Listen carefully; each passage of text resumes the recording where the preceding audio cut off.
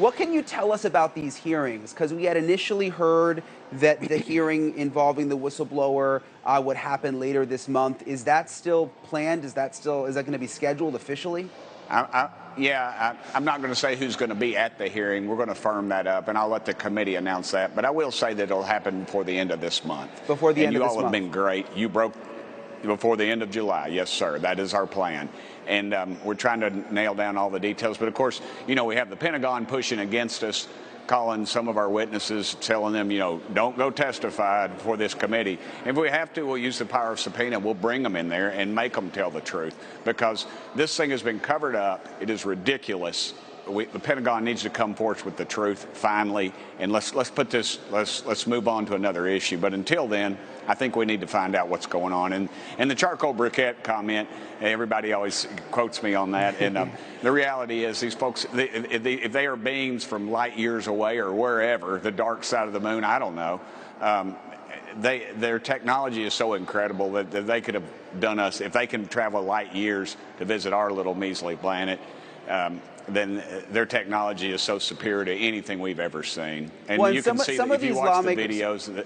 Yeah, I know the TikTok video right there, or TikTok. I keep saying TikTok.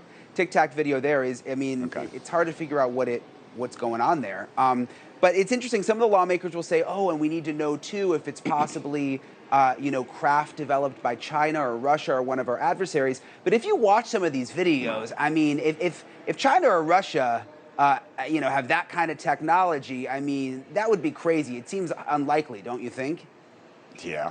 Do you think that they would have walked over Ukraine and half the world by now? Russia would have, and China would own us. Putin's ego, he would have landed one of those UFOs on the White House lawn, got out bare-chested, wrestled the president, got back in his UFO and head back to Mother Russia. Let's be honest, with that ego and they're so power hungry. And China's the same way. So you can't, and also our military, are all these pilots lying? Are they risking their lives, their careers, their retirement, everything they have, their reputations for something like this? No, I say no.